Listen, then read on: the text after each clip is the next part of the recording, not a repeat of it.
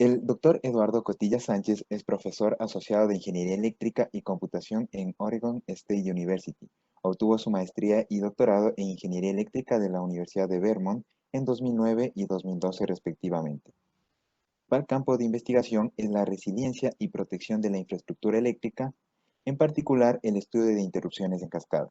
Su trabajo de modelación de sistemas eléctricos incluye cargas moderadas, microredes, esquemas de acciones correctivas y seguridad cibernética. El Dr. Cotilla Sánchez es secretario del IEEE Working Group on Cascading Failures y presidente de Society of Hispanic Professional Engineers Oregon Chapter. Ahora le doy paso al Dr. Eduardo. Muchas gracias, Alex y Dulce, por la presentación, y es un placer conectarme con todos los panelistas y todos los que se han conectado para ver nuestro seminario, y sobre todo reconocer el gran trabajo de Alex, Dulce y todos los grupos y los capítulos del IE Cubo que están involucrados en la organización. Así que es fantástico cómo han conectado con un grupo de expertos. Les mando saludos desde Oregón, son las 4 de la tarde, las 4:15, y estamos en hora pacífica, así que tenemos varias conexiones de uso horario. Y lo que vamos a hacer es, si tenéis alguna pregunta, cualquiera de los que estáis conectados viendo el seminario, creo que podéis mandar un mensaje por el chat, y Alex y Dulce los traerán a la conversación. Y luego también tenemos un poco de Q&A, por ejemplo, entre las distintas presentaciones, pero la mayor parte del tiempo de preguntas la haremos al final, después de que los 4 panelistas hayan acabado sus presentaciones. Así que, si os parece bien, vamos a empezar con nuestro primer panelista. Desde México se nos une a la presentación el doctor Salvador Hacha, que es un IE Cubo Live Member y forma parte del IE Cubo Distinguished Power Lecturer.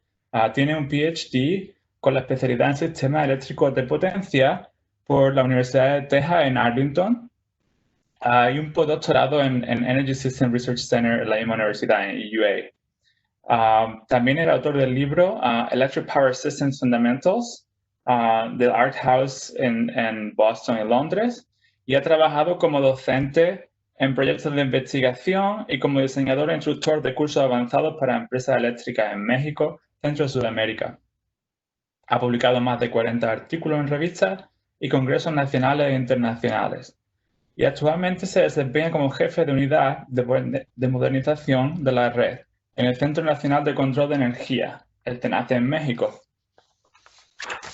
Muchas gracias y bienvenido. Sí, muchas gracias.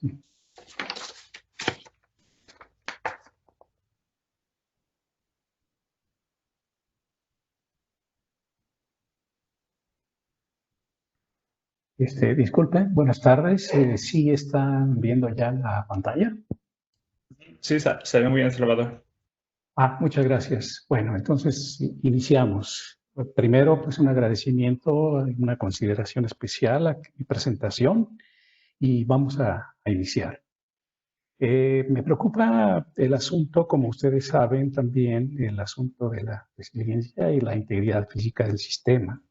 Entonces tocaremos algunos de los, en este caso, pues está inscrito dentro de algo amplio que sería el contexto de riesgos y vulnerabilidades macroeconómicas. En estos están incluidos algunos aspectos que ustedes podrán encontrar en el World Energy Issues Monitor 2020, un aspecto mucho más amplio de lo que estamos tratando de enfocarnos aquí. El asunto de riesgos climáticos, amenazas cibernéticas, posiblemente corrupción, que también nos ha pegado fuerte en todos los países latinoamericanos. Pero en realidad lo que nosotros quisiéramos es centrarnos, como digo, en aspectos que atañen al sistema, al servicio eléctrico, ante condiciones extremas. ¿Cuáles podrían ser unas de las posibles intereses de nuestros estudios? Tratar de incorporar una integración regional. ¿Qué papel jugarían los sistemas descentralizados? Sería algo muy interesante para nosotros. que también se inscribe con aspectos de tecnología y visión.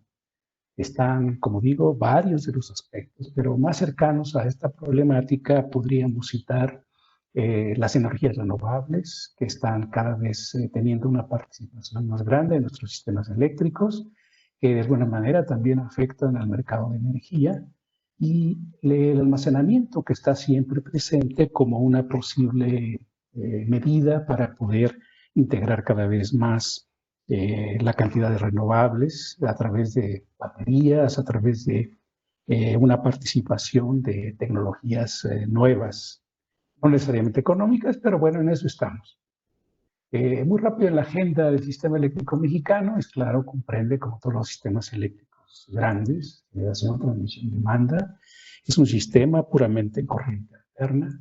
Nos interesa mucho el estado estable, el control de la frecuencia, voltaje, estar atentos de las inestabilidades o posibles problemas, formación de islas, apagones parciales o totales, que son consecuencia de los fenómenos meteorológicos. Y desde luego también estamos atentos a los aspectos de restablecimiento del sistema.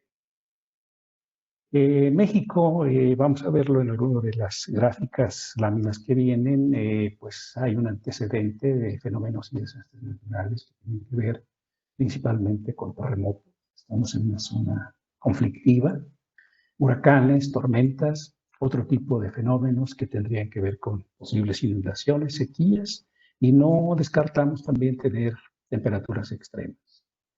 Nos interesa qué impacto y qué consecuencias tienen sobre el sistema y sobre la sociedad que usa pues, la energía eléctrica para hacer sus tareas, sus actividades, pero que cuando estamos ante condiciones adversas, climatológicas o de cuestiones telúricas, pues es claro que nos vemos en una situación bastante complicada. Nos preguntaríamos entonces cuáles son estrategias y los aspectos de la planeación para prevenir aquello que sea previsible. Desde luego, habrá unos fenómenos pues, que no podemos simplemente no estar atentos y esperar que no se complique la situación, pero sí nos interesa mucho tratar de mitigar los impactos. Y el otro aspecto que sí me gustaría enfatizar es el hecho de la incorporación de las renovables, principalmente solares y eólicas. Hablando del sistema eléctrico mexicano, para que tengan una idea general, pues es un sistema en donde mostramos lo que llamamos nosotros la red troncal de transmisión, nivel de 400 kilovolts, nivel de 230 kilovolts, y que vean ustedes que tenemos frontera, claro, con Estados Unidos y Guatemala, Belice en el sur, y que son distancias considerables, distancias grandes en las cuales la corriente alterna pues empieza a tener cierta problemática particular para cubrir esas largas distancias. Tenemos centros de consumo muy específicos, seguramente ustedes tienen idea de que Ciudad de México es una ciudad muy grande, extensa y desde luego con usos de energía eléctrica bastante pronunciados. La ciudad de Guadalajara, la ciudad de Monterrey, digamos que son los tres grandes consumidores nacionales de energía eléctrica. Tenemos plantas hidroeléctricas, tenemos una serie de mezclas de alguna manera, aunque también tenemos tres sistemas aislados en la península de Baja California. Tenemos dos sistemitas que no están interconectados al nacional, y en la parte norte de Baja California estamos interconectados con Estados Unidos a través de algunos enlaces que no son muy fuertes. La máxima capacidad autorizada son de 600 megawatts de los enlaces totales, y tenemos otros enlaces menores con Texas, etc. El sistema eléctrico mexicano es una tabla que nos muestra, si estamos interesados un poco más en el asunto de las líneas de transmisión de 400, de 230, quizás de 168 kilovolts, pues vemos que en realidad tenemos una red mucho más pues detallada de lo que mostró el mapa. Capacidades efectivas a diciembre del 18, esto desde luego ya está actualizado, era de 70.053 megawatts con diferentes composiciones, ciclos combinados, centrales térmicas, una nuclear, cierta generación hidroeléctrica, en fin, hay una mezcla interesante de la capacidad de generación.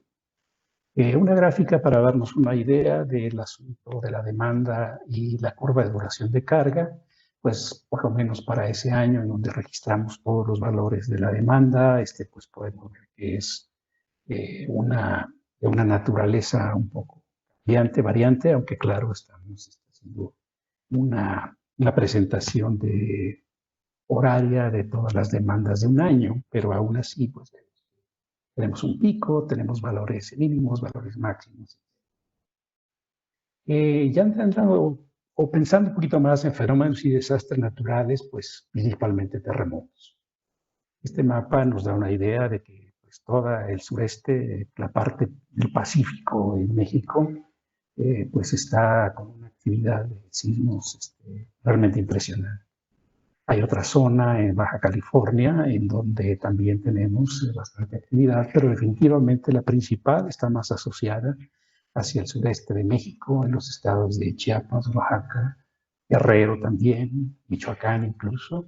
Entonces, pues tenemos una intensidad bastante considerable. En el aspecto de huracanes, tormentas y otros derivados de este tipo de fenómenos, este mapa pues nos da una idea. Quise mostrar esto porque pues muestra trayectorias por ahí que tenemos de tormentas tropicales, llamadas también ciclones, etcétera, que nos llegan se forman particularmente en África, viajan a través del Atlántico, llegan a las islas del Caribe, en ocasiones pegan muy fuerte sobre la parte del Golfo de México, en ocasiones la trayectoria se va hacia la costa de los Estados Unidos, hacia el norte, pero bueno, es una actividad realmente impresionante. Y no se diga también en el Pacífico. En el Pacífico también tenemos una actividad bastante. Y además de eso, pues claro, hay ocasiones en que también se nos han formado ya tornados, que era un fenómeno pues, que asociábamos principalmente con el medio oeste de Estados Unidos y esas partes, pero ya nos han llegado ciertos fenómenos de tornados, nos ha pegado en las redes de transmisión cercanas a la frontera con Estados Unidos, ha tirado torres, nos ha afectado el sistema eléctrico, inundaciones, temperaturas extremas. Entonces, como ven, tenemos pues una gama relativamente amplia simplemente con estos dos fenómenos. Y otra parte importante es que estos fenómenos pues, son de naturaleza incierta. O sea, no los podemos pronosticar como nosotros quisiéramos. Hay desde luego programas de detección de formación de tormentas tropicales y demás, pero aún así la trayectoria precisa pues, no se conoce y entonces tenemos que incorporar la incertidumbre dentro de los procesos de estudio, de planeación de los sistemas eléctricos que se están seguramente viendo también y vamos a ver en las otras presentaciones. Impactos y consecuencias, pues ya se pueden ustedes imaginar que tenemos una lista muy grande de terremotos de diversos grados en la escala de Richter. No mencionaré algunos, solamente algunos de los que hemos tenido más recientemente, en 1985, pues tuvimos un fenómeno de 8.1 en la escala de Richter, una duración de 2 minutos, que para los que lo sintieron más de cerca, pues fue una eternidad, ¿no? Cuando está un sismo y ya me ha tocado en alguno que otro, se siente pues, que dura toda la vida, ¿no? Hay a veces, en ocasiones, sobre todo en ese del 85, número indeterminado de víctimas, se estima mucho más de 10.000 las personas fallecidas, daños incalculables en edificios, viviendas y desde luego importantes interrupciones en servicio y en instalaciones eléctricas. Los desastres geológicos y climáticos pues le han costado una gran cantidad de recursos al país. Se estima en alguna publicación reciente que cerca de 46.5 mil millones de dólares ha costado estos desastres al país entre los años de 1998 y 2017. Y otra preocupación es que parece ser que los fenómenos están ocurriendo con mayor frecuencia. En los años de 78 a 97 se contabilizaron 165 desastres naturales, digamos, importantes, de cierto nivel, y ya en el 98-17, en esos años ya se incrementaron prácticamente al doble, 329. Entonces, esa también es una preocupación.